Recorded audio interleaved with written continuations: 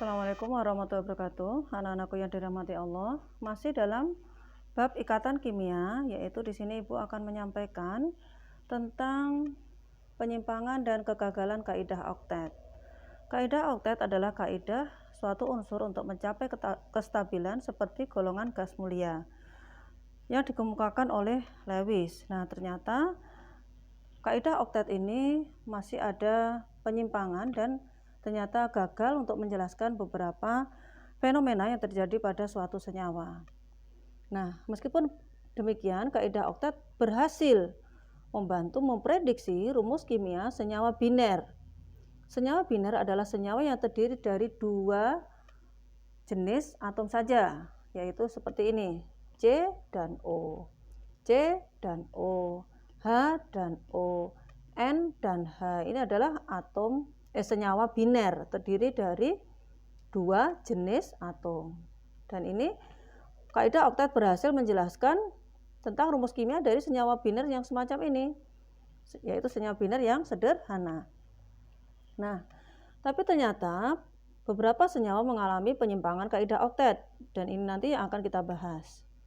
Dan ada senyawa-senyawa yang kaidah oktet itu gagal untuk memprediksi rumus kimia senyawa dari logam transisi. Logam transisi adalah logam yang ada di golongan B. Ini adalah logam transisi. Dan post transisi. Post transisi adalah logam-logam yang berada di dekat atau terletak setelah logam transisi, yaitu dalam hal ini Bi, Sn dan Ga, ya. Bi, Sn dan Ga, ya. Nah, Ibu mulai dari pembahasan tentang penyimpangan kaidah oktet. Ada 3, yaitu yang pertama, tidak mencapai oktet, berarti enggak sampai 8. Berarti tidak sampai 8. Nah, ini dimiliki oleh siapa? Yaitu atom-atom yang memiliki elektron valensi kurang dari 4. Yaitu siapa? Berilium, boron, dan aluminium. Berilium, boron, dan aluminium. Mengingatnya gampang anak-anak. Ini bebal gitu ya. Ingat ini L kecil, bebal. Yaitu memiliki elektron valensi kurang dari 4. Sehingga di sini seperti pada senyawa BeCl2. Ini BeCl2. Di sini ada 1, 2, 3, 4. Hanya ada 4 elektron di atom pusatnya, ya. Untuk B ini BCl3, senyawa BCl3 ini ada 1, 2, 3, 4, 5, 6. Hanya ada 6 elektron di sekitar atom pusat, enggak sampai 8, enggak sampai oktet. Ini cuma 4, ini 6. Nah, demikian juga Al. Ternyata pada senyawa AlBr3 juga ada 6 elektron di sekeliling dari atom pusat. Atom pusatnya adalah Al. 1, 2, 3, 4, 5, 6. Jadi satu garis dihitung sebagai 2 elektron, ya. Pasangan elektron ikatan. Nah, penyimpangan kaidah oktet yang berikutnya adalah bagi senyawa yang memiliki jumlah total elektron valensinya ganjil.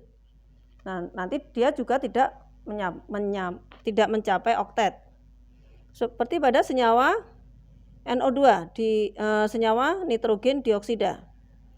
N golongan 5, 1, 2, 3, 4, 5. Jadi ada elektron valensi 5 miliknya. N, kemudian O-nya 1, 2, 3, 4, 5, 6, 1, 2, 3, 4, 5, 6. Berarti 6 dari O, 6 dari O. Di total berapa itu? 17, ya. Nah, kalau kita lihat di sini untuk N memiliki pasangan elektron ikatannya dengan O yang pertama ini ada 2 pasang, berarti digambar ikatan rangkap. Kemudian ini untuk O yang ini kan perlu 2, berarti kovalen koordinasi seperti ini. Nah, sekarang kita hitung N-nya. elektronnya di sekeliling N adalah 1, 2, 3, 4, 5, 6, 7. Jadi hanya 7 elektron saja ya, 7 elektron. Yang ini tadi 4 elektron, ini 6 elektron, dan ini 6 elektron. Jadi tidak mencapai oktet. Ada 7 elektron valensi yang ada di sekitar atom pusat, yaitu N tadi. Nah, yang ketiga adalah oktet berkembang. Oktet berkembang maksudnya adalah justru melebihi oktet, lebih dari 8. Yaitu disebut dengan oktet berkembang. Melebihi oktet. Berarti ada lebih dari 8 elektron pada atom pusat. Nah, sebabnya apa? Unsur-unsur pada periode 3 atau lebih, periode 3 berarti itu 2, 3 yang ini ya, periode 3, periode 4, dan seterusnya, yaitu unsur-unsur yang terletak pada periode 3 atau lebih. Ini kan mereka memiliki kulit Mn gitu kan ya, Kl, M, N, dan seterusnya. Berarti mulai M dan seterusnya. Berarti kalau kulit ketiga dia dapat menampung 18 elektron. Dan dimungkinkan ada orbital yang masih kosong sehingga bisa ditempati oleh elektron yang lebih dari 8. Seperti pada senyawa PCl5, fosfor pentaklorida, belerang heksafluorida ya, dan seterusnya ini.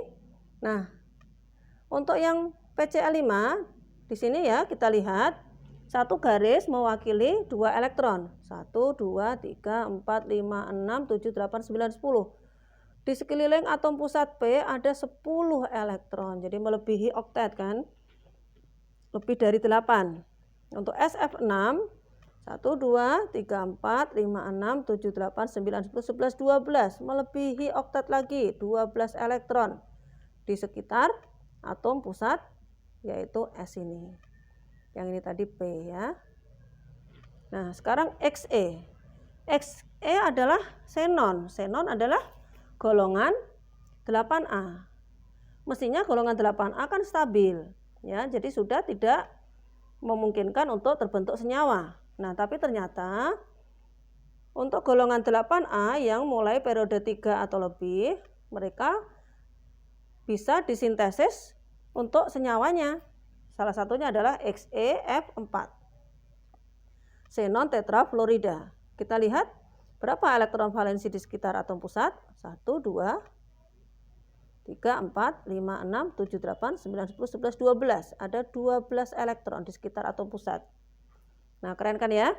Dan yang terakhir adalah yang Ibu contohkan di sini ClF3. Cl golongan 7. Ya, 1, 2, ini elektron di sekitar atom pusatnya. 1, 2, 3, 4, 5, 6, 7, 8, 9, 10. Ada 10 elektron di sekitar atom pusatnya, yaitu atom pusatnya ini tadi adalah si Cl ya. Nah, inilah tentang penyimpangan kaidah oktet. Nah, bagaimana dengan kegagalan oktet? Ini maksudnya adalah si Lewis atau kaidah oktet ini tidak bisa menjelaskan tentang fenomena yang terjadi pada timah dan bismut. Timah Sn memiliki 4 elektron valensi. Nah, tetapi dalam senyawanya di alam justru banyak dia dalam muatan Sn2+. Ya, seharusnya kan kalau 4 elektron valensi kan seharusnya Sn4- begitu kan ya. Tapi ternyata malah justru banyak senyawanya itu yang melepaskan elektron sebanyak 2 gitu. Dan ini tidak bisa dijelaskan oleh kaidah oktet. Demikian juga pada bismut ya. Punya 5 elektron valensi, seharusnya dia bermuatan Bi3-.